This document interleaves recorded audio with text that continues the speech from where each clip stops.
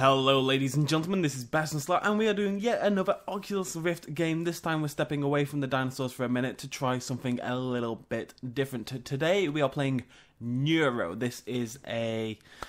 God, I don't even know what it is really. It's like we're exploring the human mind. It's meant to be a little bit more educational than maybe some of the stuff we've been playing. It looks really interesting. It looks beautiful. As you can see, this one is one of those ones where I have to kind of drag the screen out and stuff like that. Some games do it like this. Some games do it the other way. I honestly have no idea how the Oculus decides which game will do which, and I apologise for that.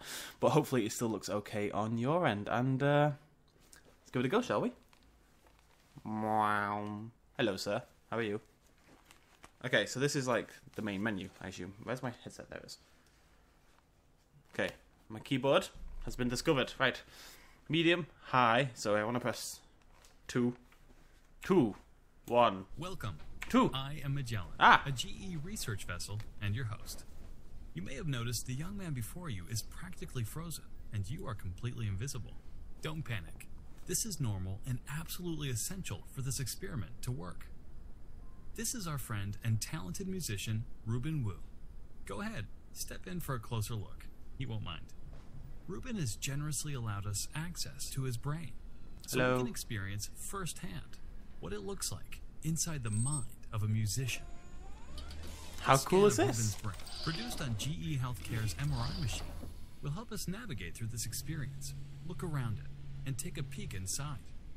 Before we take off, I'll mention 2 safety points. Be sure to stay on the platform, and you'll find it more comfortable not to move around while we're moving. Okay, let's get going. Some science. Miniaturization sequence. Woo! Woo! Ruben, I'm sorry. Hello.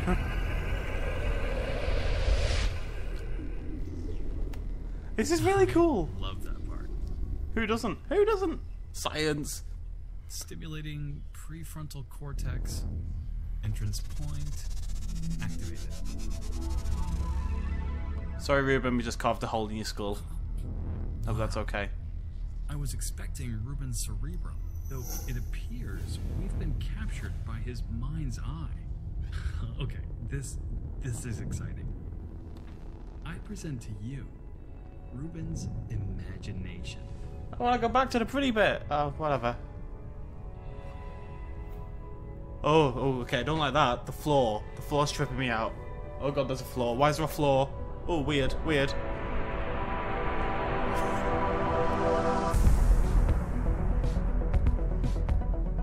Welcome to the complex universe inside Ruben's head.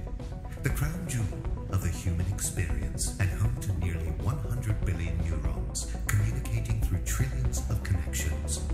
That's more connections than stars in our galaxy. I shouldn't dance, should I? The brain embodies its own complex rhythms. While each neuron has its own firing pattern, groups of neurons can synchronize to build a stronger and more efficient connection.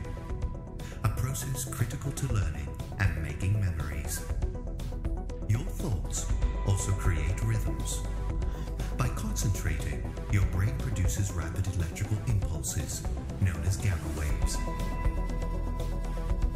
And when relaxed, it generates slower, alpha waves. This is trippy. Okay, would it be weird to say this is blowing my mind? It's kind of time I wish I was on drugs. I don't do drugs, but this is the time to do drugs. We invite you to explore any region of Ruben's brain you desire. Amazing.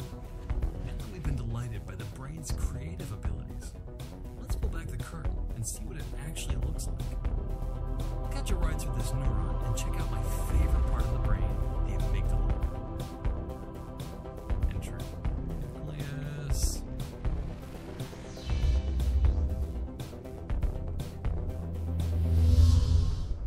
Aww. Stimulating. It's too cool. Here Oh, we it's go. messing with my head. Hello, puppet. Guys, everyone go buy an Oculus Rift, okay? It's worth it.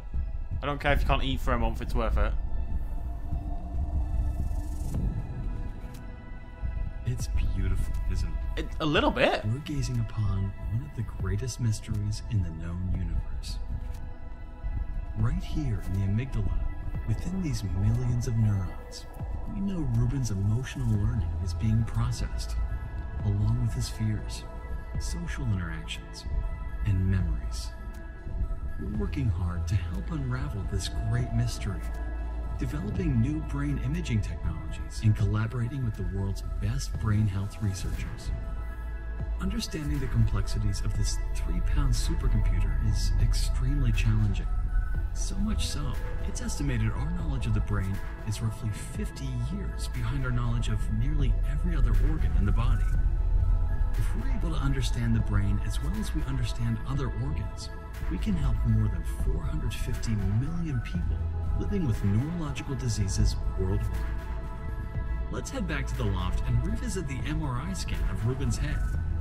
Here we go, my favorite part. I apologize if you have epilepsy, by the way. I assume you're dead by now.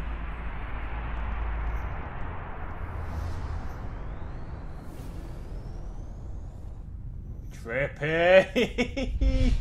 Ah, creepy, creepy, creepy. Goodbye, Ruben's head. I'm just saying, I think Ruben has a giant head. It's not small, is it, buddy? It's not small, I tell you. Got a bit girth on it. Expansion. Yeah, you are. Ruben knows, eh? Knows. No. Ah. Expansion complete. Don't get this kind of wet everywhere, I tell you. Activate MRI data. Let's start by retracing our journey from Ruben's frontal lobe to his amygdala.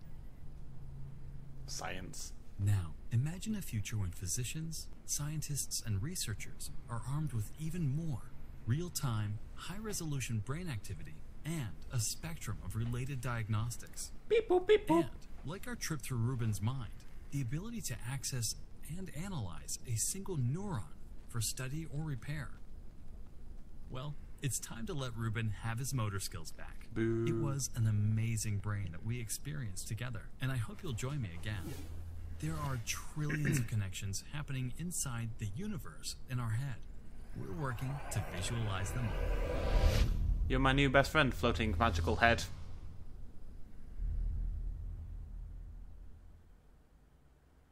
Science. Is that it? We done? There's some sandals on the floor behind me. Can we see the sandals? Let's look at the sandals. It's too dark for the sandals. I'm just going to put this out there right now. I've managed to get to the Rift to the point where I can't see outside light, right? Just about now. I mean, these bits here are just a tiny bit too thin so the light does get in, unless you're playing in darkness. But just looking around this room now,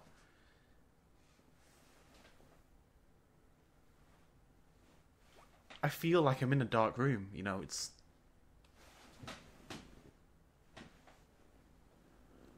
trippy as balls. Oh god, right. Well, this was a fun 10 minutes, I think. I really like that.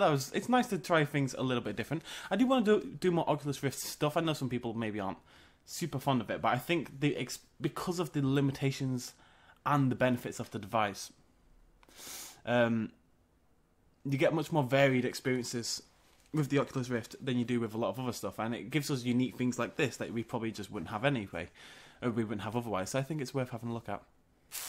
Thank you for joining me as per usual. I shall see you lovely folks in the next episode. Cheers, much love, as always.